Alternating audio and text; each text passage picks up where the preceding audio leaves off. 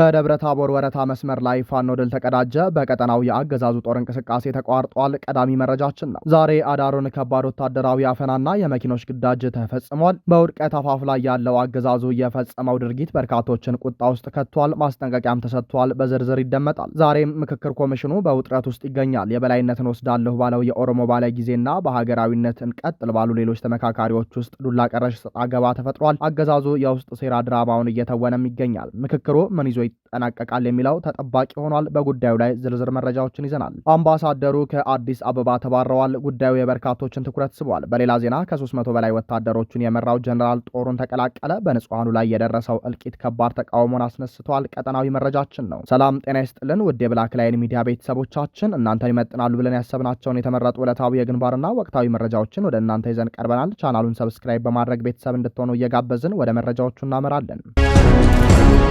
በአለም በር ወረታ መስመር የተቀናጀ የደፈጣ ጥቃት ተፈጸመ። የነበልባሉ ክፍለ ጦር ሻለቃ በአገዛዙ ሰራዊት ላይ የከፋ ምትን አሳረፈ። በጎንደር ደብረ ታቦር ቀጠና በተካሄደው የተቀናጀ ወታደራዊ ኦፕሬሽን ከአለም በር ከተማ ተነስቶ ወደ ወረታ በመንቀሳቀስ ላይ በነበረው የአገዛዙ ሰራዊት በአፋብን 3ኛ እዝ ሜጀር ጀነራል ባንሳባት 1ኛ ኮር 23ኛ ነበልባሉ ክፍለ ጦር ስር የሚገኘው ነብሮ 2ኛ ሻለቃ ከፍተኛ የደፈጣ ጥቃትን ፈጽሟል። የደፈጣ ጥቃቱ የተፈጸመው ወጃረጋዊ በተባለው ስትራቴጂካዊ ስፍራ ላይ ነው። የጠላት ኃይል እንቅስቃሴ ቀድሞ በተጠና አቅጣጫና በተዘጋጀ ስልታዊ እቅድ መሬት ላይ መውረዱን ተከትሎ የነብሮ 2ኛ ሻለቃ አባላት በሰነዘሩት ድንገተኛ ጥቃት በጠላት ሰራዊት አሰላለፍ ላይ ከፍተኛ ድንጋጤና ምስቅልቅል መፍጠር ተችሏል ሲል የክፍለ ጦሩ ህዝብ ግንኙነት ክፍል ገልጿል። በዚሁ በጥንቃቄ በተካሄደ የደፈጣ ምት 4 የአገዛዙ ሰራዊት አባላት ወዲያውኑ የሞቱ ሲሆን 7 ያህሉ ደግሞ ከባድና ቀላል የአካል ጉዳትን አስተናግደዋል። የተቀናጀውንና ፈጣን ተኩሱን መቋቋም ያቃተው የአገዛዙ ሰራዊት የተጣለበትን የደፈጣ ምት ለመሸሽ እግሬ አውጭኝ በማለት ሙሉ በሙሉ ወደ መጣበት ለማፈግፈግ ተገዷል። አገዛዙ በመስመሩ ላይ አደርገዋለሁ ያለው እንቅስቃሴ ሙሉ በሙሉ የተደናቀፈ ሲሆን በወታደሮቹ መካከል ያለው የውጊያ ፍላጎትና መንፈስ በከፍተኛ ደረጃ መውረዱ ተጠቅሷል። ይህ አፋብን በላይ ዘለቀ 3ኛ እዝ ያካሄደው ድል በዞኑ የሚገኘውን የአገዛዙን የትራንስፖርትና የሎጂስቲክስ መስመር የማቋረጥ አቅሙን ያሳየበት ክስተት ነው። በሜጀር ጀነራል ባንታባታ 1ኛ ኮር አዛዥነት ስር የሚንቀሳቀሰው 23ኛ ነበልባሉ ክፍለ ጦር የአካባቢውን መልክዓ ምድር ጥቅም ላይ በመዋል ያካሄደው ይህ ጥቃት የፋኖን ወታደራዊ ዝግጅት፣ የስለላ ጥራትና የደፈጣ ውጊያን የበላይነትን በግልጽ ያሳየ ተደርጎ ተወስዷል። በሌላ በኩል ከአለምበር ወደ ወረታ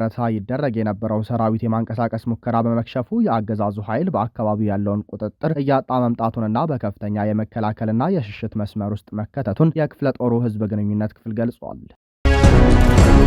በደብረ ማርቆስና በተለያዩ የሀገሪቱ ክፍሎች የተቀጣጠለው በሌሊት የመኪኖች ግዳጅና የወታደራዊ አፈሳ ስፋት ተጠናክሮ እንደቀጠለ ነው። በአማራ ክልል፣ በኦሮሚያ እንዲሁም በአዲስ አበባና ዙሪያዋ ባሉ አካባቢዎች የአገዛዙ የጸጥታ ኃይሎች ሰፊ የወታደራዊ አፈሳና የመኪኖች ግዳጅ ዘመቻ እያካሄዱ እንደሚገኙ ከአካባቢው የሚወጡ መረጃዎች አመላክተዋል። በተለይም በደብረ ማርቆስ ከተማ በሌሊት የተፈጸመው ድንገተኛ የመኪና ቁጥጥርና የጭነት ማውረድ ተግባር በአካባቢው ከፍተኛ ውጥረትና ስጋትን ፈጥሯል። በአዲስ አበባና ከተለያዩ የክልሉ አካባቢዎች የተለያዩ የንግድና የህዝብ ጭነቶችን ይዘው ወደ ደብረ ማርቆስ ከተማ የገቡ ተሽከርካሪዎች በሌሊት በጸጥታ ኃይሎች ትዕዛዝ ጭነታቸውን እንዲያወርዱ መደረጉ ተሰምቷል። ጭነታቸውን እንዲያወርዱ የተገደዱ ተሽከርካሪዎች በከተማዋ በሚገኘው ስላሴ ቤተክርስቲያን አካባቢ ወደሚገኘው ወታደራዊ ካምፕም እንዲሰበሰቡ ተደርጓል። አሽከርካሪዎችና ረዳቶች እንደሚገልጹት ቶሎ ካልተጓጓዙ ሊበላሹ የሚችሉ የንግድ ዕቃዎችን ሳይቀር በኃይል እንዲወርዱ ተደርጎ መኪኖቹ ለወታደራዊ ግዳጅ እየተወሰዱ መሆኑን ጠቁመዋል። አሽከርካሪዎችና ረዳቶቻቸው ያለ ፍላጎታችን ለጦርነት ቀጠና ድጋፍና ለግዳጅ ልንማገር ነው በማለት ሰሚ ከተገኘ ድምፅ ሁኑን ባካችሁ ብለዋል።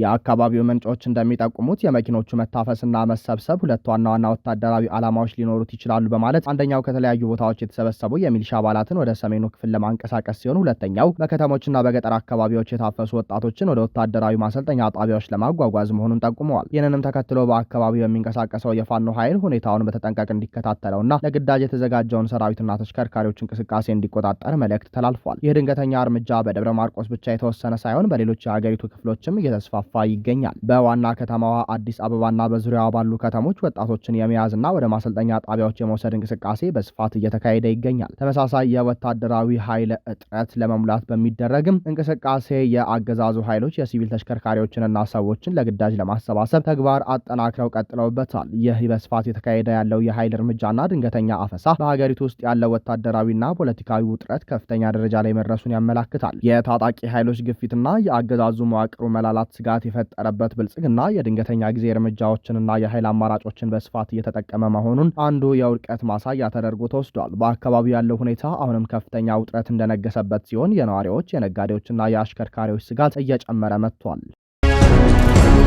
በብልጽግና የምክክር ጉባኤ ላይ የተደቀነው ህገወጥ የኦህዴድ ብልጽግና ጫና ተቃውሞ በይፋ ወደ አደባባይ ወጥቷል። የምክክር ኮሚሽን የ73ኛው ቀን ውሎ ላይ የታየው ድንገተኛ የጉባኤ መስተጓጎል ሂደቱ በገዢው ፓርቲ ኦህዴድ ብልጽግና ቀጥተኛና ህገወጥ የፖለቲካ ጣልቃ ገብነትና ጫና ስር መውደቁን ቁልጭ አድርጎ ያሳየ አደገኛ አጣብቂኝ ፈጥሯል። የምክክር ሂደቱ በተቀመጠለት መመሪያ መሰረት በስራ ቡድኖች ደረጃ የተዘጋጁ 476 ምክረ ሀሳቦችን በጠቅላላ ጉባኤው አጽድቆ ወደ ፍጻሜ ለማምራት በዝግጅት ላይ በነበረበት ነሐሴ 14 ቀን 2018 ዓ.ም የኦሮሚያ ክልልን ወክለናል ባሉ ተመካካሪዎች አነሳሽነት የተፈጠረው ቀውስ የስርዓቱን ቀጥተኛ ፍላጎት በግዳጅ የመጫን ሙከራ እንደሆነ ተገልጧል። የቀረቡት 476 ምክረ ሀሳቦች በጋራ ማረጋገጫ ቡድን ተመርምረውና በስራ ቡድኖች ጸድቀው ወደ ጠቅላላ ጉባኤው እንዲቀርቡ የተደረገው አሰራር በስርዓቱ ካደሩ አካላት በኩል በድንገት እንዲጣስ ተደርጓል። 300 የሚደርሱ የኦሮሚያ ክልል ተወካዮች አዲስ አበባ የኦሮሚያ ክልል መቀመጫ መሆኗን የሚያረጋግጥ ህገ መንግስታዊ ድንጋጌ ያለምንም አማራጭ በሰነድ ውስጥ ካልተካተተ ከምክክሩ እንወጣለን በማለት የሰጡት ማስጠንቀቂያ ገዢው አካል የራሱን የፖለቲካ አጀንዳ በህዝብ ተወካዮች ላይ በኃይል ለመጫን ያደረገው ግልጽ ሙከራ እንደሆነ ተነግሯል። ይህ አካሄድ ኮሚሽኑ ቀደም ሲል ያዘጋጀውን የውሳኔ አሰጣጥ ህግና መመሪያን ያፈረሰ ሲሆን ኮሚሽነሮቹም ለፖለቲካው ጫና እጃቸውን በመስጠት አስቀድሞ ያልታቀደና ከአሰራር ውጭ የሆነ የክልል ተወካዮች ጉባኤ በችኮላ እንዲጠራ አድርገዋል። በዚሁ ስብሰባ ላይ የሁሉም ክልል ፕሬዝዳንቶች በተገኙበት በኦሮሚያ ክልል ተወካዮች ያቀረቡትን አንድ ወገን ፍላጎት በግድ ለማስፈጸም ከፍተኛ ጫና ሲደረግ ማደሩ ታውቋል። ይህንን ህገወጥ አካሄድና የአንድ ቡድን የበላይነት ለመጫን የተደረገው ሴራ ተከትሎ በጉባኤው ውስጥ ከፍተኛ ውጥረት ነግሷል። በተለይም የአማራ ክልል ተወካዮችና የሌሎች ብሔር ተመካካሪዎች ሂደቱ የኮሚሽኑን የራሱን መመሪያ የጣሰ ከአሰራር ውጭ የሆነና የምክክር ሂደቱን ወደኋላ የሚመልስ ነው ሲሉ የመረረ ተቃውሟቸውን አሰምተዋል። ተመካካሪዎቹ ኮሚሽኑ ለገዢው አካል ፍላጎት በመንበርከክ በስራ ቡድኖች የጸደቁትን ምክረ ሀሳቦች ለመቀየር ወይም አዲስ አጀንዳ ለመጨመር የሚሄድበትን መንገድ አጥብቀው ተቃውመውታል። ከዚሁ ጋር ተያይዞ በስራ ቡድኖች ከጸደቁት 476 ምክረ ሀሳቦች ላይ አንድም የሚጨመር ወይም የሚቀነስ ነገር ካለ የጉባኤው አዳራሽ ረግጠው ለመውጣትና ወደ መጡበት አካባቢ ለመመለስ ውሳኔ ላይ የደረሱ በርካታ ተመካካሪዎች ዝግጅታቸውን አጠናቀዋል። የኮሚሽኑ ኮሚሽነሮች ለተለያዩ ወገኖች የሚሰጡት ምላሽና ማብራሪያ የተለያየና ድብቅ መሆኑ የተበሳጩ ተመካካሪዎችም ሂደቱ ገለልተኝነቱን አጥቶ የስርዓቱ መጠቀሚያ ሆኗል በሚል ጉባኤውን የመበተን እርምጃ ለመውሰድ ጫፍ ደርሰዋል። የአገዛዙ ቀጥተኛ አዛዥነትና ጫና ያናጋው ሀገራዊ ምክክር ኮሚሽን ከየአቅጣጫው ለተቃወሙት አካላት የማይጣጣሙ ማብራሪያዎችን ሲሰጡ ውሏል። ምክትል ዋና ኮሚሽነር ሂሩት ገብረስላሴ በይፋ አዲስ ምክረ ሀሳብ እንደማይካተት ቢናገሩም ከጀርባ የሚደረገው የፖለቲካ ድራማ ግን ሂደቱን ሙሉ በሙሉ ህጋዊነቱን ወደ ማጣት አውርዶታል። ለዛሬ ነሐሴ 15 ቀን የተቀጠረው ጠቅላላ ጉባኤ የሚካሄደው በከፍተኛ ለመተማመን የኃይል አስተላለፍ ፍላጎትና ረግጦ የመውጣት ስጋቶች በተደቀኑበት ከባድ ሁኔታ ውስጥ በመሆኑ የሀገራዊ ምክክሩ የወደፊት እጣ ፈንታው በገዢው አካል የፖለቲካ ግትርነት ምክንያት ለትልቅ አደጋ ላይ ወድቋል። በዲፕሎማሲው መንገድ ውድቀት ውስጥ ያለው አገዛዙ የጣሊያንን አምባሳደር ከኢትዮጵያ ማባረሩ ተሰማ። አምባሳደር ሴም ፋብሪዚ ከአዲስ አበባ መባረራቸው ተገለጸ። በኢትዮጵያና በጣሊያን መካከል ያለው የዲፕሎማሲ ግንኙነት አዲስ አጣብቂኝ ውስጥ መግባቱ ሲሰማ የኢትዮጵያው አገዛዝ በአዲስ አበባ የጣሊያን አምባሳደር የሆኑትን ሴም ፋብሪዚን ባለመፈለጋቸው በማለት ከሀገር እንዲወጡ ማድረጉ ተገልጿል። አምባሳደር ሴም ፋብሪዚ ተሹመው አዲስ አበባ በመግባት ስራ ከጀመሩ ገና በ10 ወራቸው ከሀገር እንዲወጡ መደረጋቸውንና በአሁኑ ወቅት ወደ ሮም መመለሳቸውን የጣሊያን የውጭ ጉዳይ ሚኒስትር ባለስልጣናት ማረጋገጣቸውን ዘግበዋል። ይህ በከፍተኛ ሚስጥር ተይዞ የቆየ ውሳኔ አሁን ላይ ወደ አደባባይ እየወጣ መሆኑን ተከትሎ በጣሊያን ዲፕሎማቶች ዘንድ ከፍተኛ ቅሬታና ጥያቄ ማስነሳቱ ተነግሯል። የጣሊያን ዲፕሎማቶች መንግስታችን የዲፕሎማሲውን የጋራ መርህ በመከተል እስካሁን ተመሳሳይ እርምጃ ለመውሰዱና የኢትዮጵያን አምባሳደር ከጣሊያን ዓለም አባረሩ አግባብነት የለውም ሲሉ ቅሬታቸውን በማቅረብ ላይ ይገኛሉ። በአሁኑ ሰዓት ልዩ ልዩ የውጭ ሚዲያዎች ይህንን ጉዳይ በጣሊያን አምባሳደር የተወሰኑ አከራካሪ ውሳኔዎች በሚል ርዕስ መረጃዎችን እየተቀባበሉትና እየዘገቡት ናቸው። የአብይ አህመድ አስተዳደር ከአፍሪካ ቀንድ ሀገራት አልፎ በዓለም አቀፍ የዲፕሎማሲ ውድቀት ውስጥ እየገባ መሆኑም አይዘነጋም።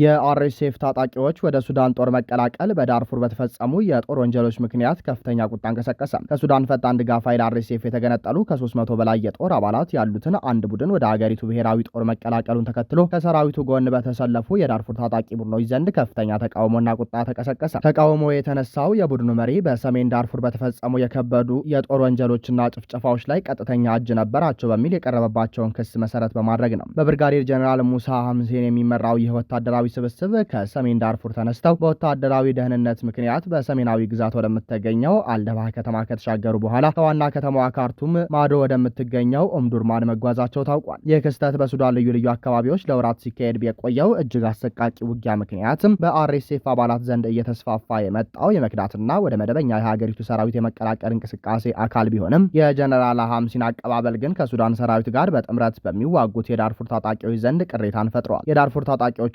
ሰብአዊ መብት ተሟጋቾች ብርጋዴር ጀነራል ሐምሲን ባለፈው ዓመት መጨረሻ ላይ የሰሜን ዳርፉር መዲና የሆነችውን ኤልፋሽርን በመክበብና በመቆጣጠር ሂደት ወቅትም በንጹሃን ዜጎች ላይ በተፈጸሙ ግድያዎችና ጭፍጨፋዎች ላይ በቀጥታ ተሳትፈዋል ሲሉ ይከሷቸዋል። ከዚህ ቀደም ከዚሁ ኃይል ተገንጥለው ወደ ሱዳን ጦር የተቀላቀሉት የቀድሞ ከፍተኛ የአርኤስኤፍ አመራር አርኑር አልቁባህ በኦምዱርማን ከተማ በርካታ የጦር ተሽከርካሪዎችን የያዘውን የሐምሲን ቡድን በይፋ ተቀብለውታል። አልቁባህ በወቅቱ በሰጡት መግለጫ በዳርፉርና ኮርዶፋን የሚገኙ ሌሎች የአርኤስኤፍና አባላት መሳሪያቸውን አስቀምጠው ሰራዊቱን እንዲቀላቀሉ ጥሪ ያቀረቡ ሲሆን ይህም እርምጃ ጦርነቱን ለማቆም አስፈላጊ እርምጃ እንደሆነም ገልጸዋል። በሌላ በኩል ጀነራል ሐምሲን በሰጡት መግለጫ ክፍላቸው ወደ ሀገሪቱ ጦር የተቀላቀለው ሀገሪቱን ለማረጋጋት በሚደረገው ጥረት ለማገዝ